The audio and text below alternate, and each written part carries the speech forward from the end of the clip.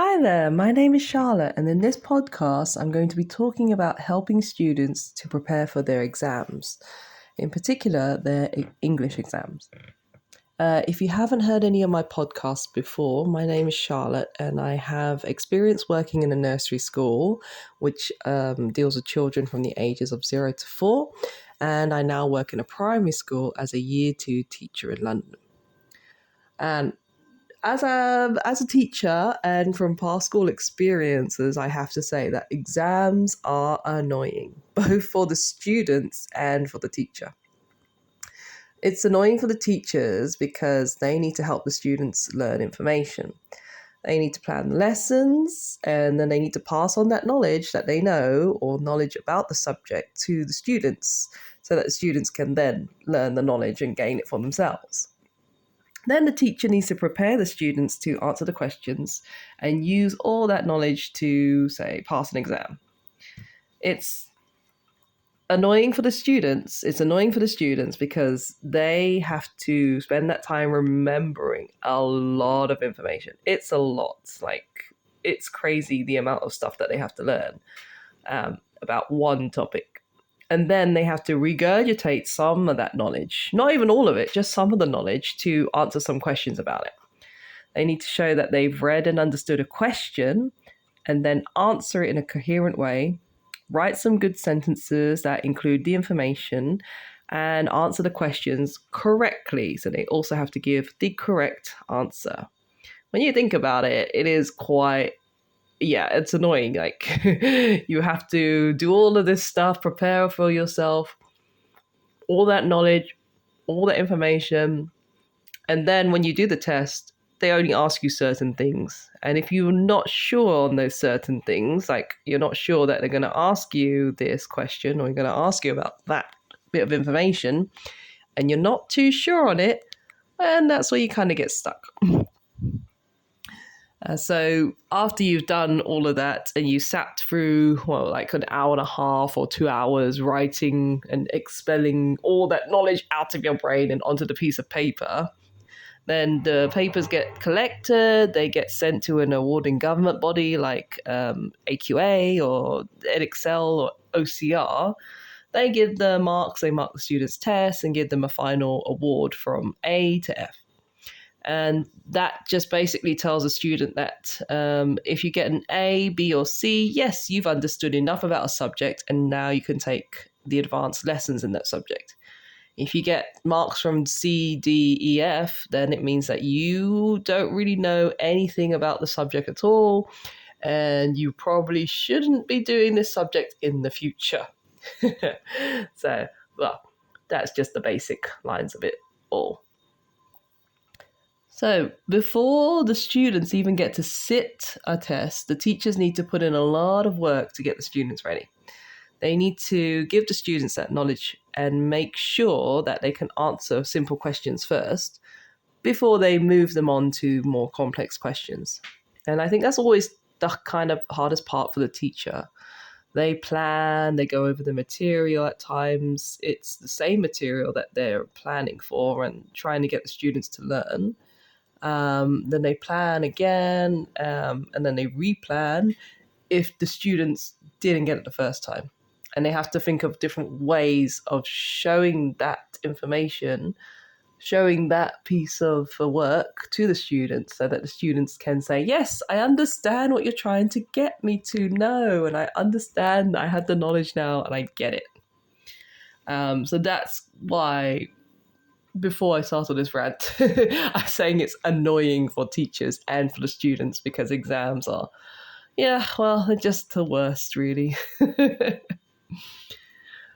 And I have done another podcast, and it's about GCSE English literature exams, basically, and it's how students can help their students prepare for them. I'm not a secondary school teacher, I'm a primary school teacher. So I'm not even sure what the practice is these days in secondary classes. They could be doing the strategies that I've put out, because basically it's the same kind of strategy. The strategy stays the same. You're just trying to get the kids, the students to learn this information in a way that's, fun, or in a way that's helpful to them, or in a way that will make the information stick in their little brains, in their little minds. So now I'm just going to give a few ways of how students can learn, how they can learn to answer an exam question. So what I'm going to say is really more my own opinion and from my past experiences of working in a year 1 and year 2 class and working in a nursery. So you don't have to do any of it. Like, it's just my own thoughts, really. But if you think, oh, I could give that a try, and you want to try it, then go ahead. It might work for you. It might not work. But that's the whole point, I think, for learning how to do things. You give things a try. If it doesn't work, then it doesn't work. But at least you know you've tried it and you know, no, I know that doesn't work for me. I can do this instead. I guess it's kind of like going to the hairdressers and saying, give my hair this bob cut. Then they cut your hair and then you look at yourself and you're like, oh no, what have I done? I didn't want a bob cut. It doesn't look good. But then you've already cut your hair and there's not much you can do. So you then have to just wait for it to grow back out and then you can just redo your hair afterwards. So yeah, I would say try before you, say, nah, that's rubbish. Okay. Anyway, so here's one way that you can go about answering exam questions. So let's say you're reading a book for your English literature class. You read one chapter and you're just not sure about what you've read. You're not sure what's going on in the story that you've read.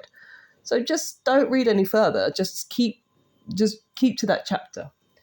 And then what you could do is try to retell the story to a friend or a family member or someone you know, someone you're familiar with, someone you can talk to. Tell them, I've just read this book. I've read one chapter and I'm not quite sure about what it's about. So then they'll probably ask you, well, what happened in it? And then you can tell them what happened in the story. Then they'll say, but then who's the main character? Is it a girl? Is it a boy? Like, what's their name? And you can tell them that.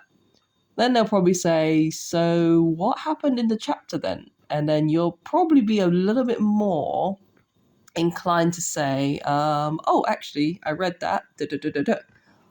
And this is literally kind of what exam questions are like. They're basically asking you these questions. It's kind of like you're talking to your best friend and they're interested in what you're saying. And they're like, oh, so then what happened next? Oh, and what happened to this person? Oh, then what happened? Well, why did they do that? And why did they think that? And they get so involved in it. Or you could be like telling them whatever you want, really. So you could then just talk about what you've read and what happened in the book and why. And I think this is quite a nice way to prepare yourself for exams. You talk to other people about the book, ask them to ask you questions about it, or they just ask you naturally about it. And you kind of feel comfortable with it. And you're like, okay, well, and then you go blah, blah, blah, blah, blah. And that's basically all the information. You're happy and you probably feel comfortable now. You've read that chapter and then you say, actually, yeah, I don't know what will happen next. So you want to read on and then you'll probably read the next chapter. So what I'm saying is that you can prepare yourself by talking to others. Talk to them about the book, ask them to ask you questions about it, and then you probably feel comfortable with the material. And then you'll feel comfortable with what you're saying. But don't just make stuff up and just add new parts to the story. Just retell the story like it is, just exactly what you've read. When I was in year 1 and now I'm in year 2, whenever the students had to take like a comprehension test, it's basically an English literacy test. They are given like 1, 2, or 3 short paragraphs about something. And it can be about anything. I think they had to read about this band who was creating musical instruments from vegetables. And they have to read those short paragraphs about it. And then they get asked 5 or 6 questions about what they've just read. And, there's usually some basic questions about the character or the event. And then it asks them for their own ideas. Like, why do you think that? Or what do you think will happen next? That's quite a nice one, the prediction question. Or what happened if, and then they just basically want to ask you for your opinions and your own ideas. Now, for older students, you're given the book to read for the whole year. So you're kind of already ahead of these little ones. You get a chance to read the story and then read over it again and again. You're given lots of time to formulate your own thoughts and opinions about the book, the characters, the events, and the storyline. So you kind of get a lot of time to do this. Granted that the question you get given is a little bit more complicated than what did the character say about this, or what is the character wearing, or something like that. But it will still ask you for your opinions. It will ask you for your thoughts and your ideas about the book. So basically, we call these kind of questions why questions, and prediction questions, and thoughts and opinion questions, because it's your thoughts and your opinions. And usually what they want from these kind of questions, the why, the who, the what, they just want you to show why you thought, or why you agree, or why you disagree about something in the book. So let's say you read, I'm just going to pick Romeo and Juliet. So you've read about the Capulets and the Montagues, and the question might be, why were the Capulets and Montagues at war with one another? And then you're going to have to figure out the reasons why they were arguing and fighting and not happy with each other. One house, one group of people was against the other group of people. What's the history there? Why? And you go through it because you've read the book, you've read Romeo and Juliet, and you've read about maybe the history, you've read about the bad blood, you've read about the fights that they have, and you can say, well, the Capulets and the Montagues were not on good terms with each other because, and then it's up to you to just pick bits from the book to show, yeah, well, this is what happened in the book, and that shows that the Capulets were really not happy with the Montagues at this point in the story, and the Montagues then retaliated by doing this, and that shows, again, that just put them in a bad light to the Capulets, and so on and so on and so forth, basically. So it's basically one of those things, and you just have to pick from the book, from this long story about, this is reasons why, and this is why you thought this, and this is why this is what happened in the story, basically. So I think that if you can talk about the book, then it might make it easier for you to then write about it. Most of the time, you write how you would talk. And I think that this kind of gets lost when students take an exam, because you are shown lots and lots of different ways of how to write. I also talked about this in another podcast, where we start off little by little, bit by bit. You form sentences, and then you add to those sentences, and you make them more and more complicated or complex or interesting. And you could do this by adding verbs and adjectives and adverbs. And you can use really big words. Or you can use simple words, but still make it effective, still may have an effective sentence. And when students take an exam, it's like they've forgotten how to talk. They become so nervous about the whole idea of the exam that they even find it hard to even begin to answer a question. And I think that's quite sad, really, because you know how to answer a question. You get asked questions all day, every day by everyone. Oh, what did you do in school today? Oh, how was your friend? Oh, how so-and-so? Oh, what was that movie that you watched? Just silly questions like this. Everyone gets asked a question, and you just automatically say, oh yeah, so-and-so is doing really well. They had a baby the other day. They did this. They got married, blah, blah, blah. Oh yeah, that movie that I watched was so good. I really was excited to watch it, and it didn't disappoint because, and then you give your whole explanation of why you loved watching that movie. And it's the same thing with exams and questions. They are just asking you to give your ideas. What's your thoughts about this? What's your idea about this? What's your opinion about that?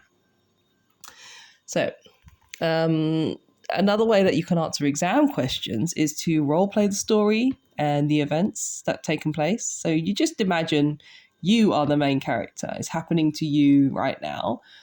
All the events has happened to you. How would you feel in the situation, and why would you, as the character, do what you do in the book? Now, this type of strategy can be applied to any kind of text at any time. All you need to do is read through a section of your book and then think about being the main character. Then you just talk, or you'll write down how you're feeling at that time or what you felt throughout after the book.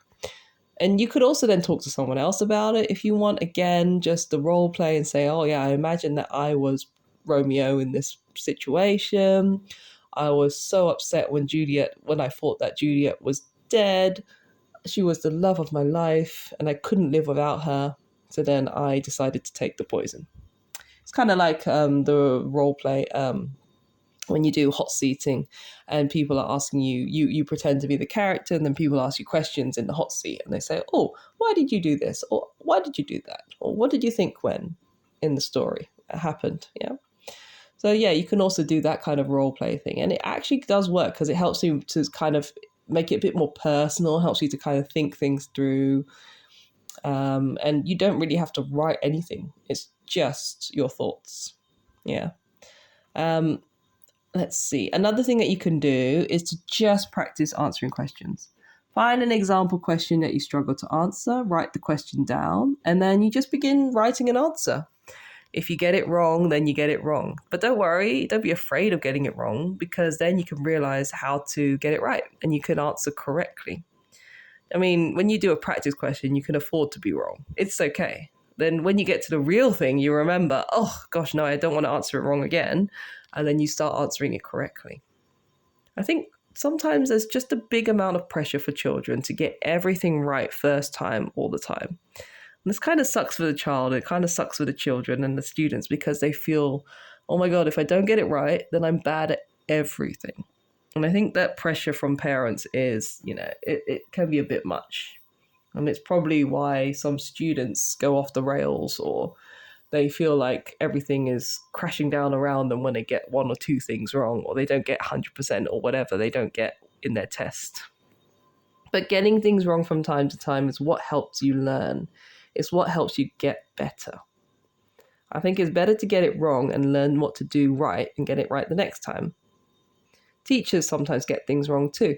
I've had times when the kids corrected me, but I didn't sit around and cry about it. I just accepted the mistake and I said, oh, you're right. And then I moved on. And I said, okay, well, Miss didn't get it right this time, but I will get it right next time. You can also show the children that it's okay to be wrong sometimes, because sometimes children and students, they see teachers as the big person who knows everything. You're the great guy who knows all. And then when they see you get things wrong, they're like, oh no, what happened? My favorite person or my favorite teacher got things wrong. Yeah. Anyway, so during the exam, it's okay to feel a little bit of panic. It's okay to be anxious, and it's okay to be scared. But if you feel confident about the story that you've read and you feel confident that you know it inside and out, then you can answer any question. As I said before, think of an exam or a test as a person. They're standing in front of you and they're asking you about the book. They just want to know what you know. They want to know what you have understood, what your thoughts and opinions about it, and they just genuinely want to know what you thought. So, yeah, go for it. Just say, yeah, I thought that, or I agree that, or I disagree. Finally, remember to take breaks. Get away from your exams and studying. Go and do something else, something that will help you relax about the thought of an exam coming up. At the end of the day, we are all human beings. We are not robots. We need to find some time to be human. And if that means that you're just doing something you find fun, you find relaxing, then just do it. Go for a walk outside, walk around the park or something. Go watch your favorite movie, go watch your favorite TV show. If you want to do some people watching, do some people watching. Walk around in the park and just do, or an activity like a sport. like, tennis or table tennis or badminton, something that you just enjoy. And even that, takes your mind off the exams, takes your mind off too much of the worry. And yeah, it's just time for you, really, which I think people forget to do. Well, that's it from me. I hope that you've enjoyed this podcast. If you do have any comments and questions, leave them down below. I will be making some more podcasts in the future, so do listen out for them. And thank you for listening to this podcast. I hope you have a great day. And any of the things that I've said in this podcast, if you want to try it out and you've got an exam coming up and you're feeling a bit stressed out, take some advice and just, take a break if you need to, or take a moment, read the story again, especially your English lit papers and books and things, and it's getting a bit too much. Just tell someone about it. Don't keep it all inside. Yeah, talk to someone. It helps. Talk about the book, talk about things, talk about anything. And yeah, talking helps. So I hope that, good luck, first of all, in your exams. And yeah, good luck. See you. I'll listen out for my podcasts next time. Okay. Bye.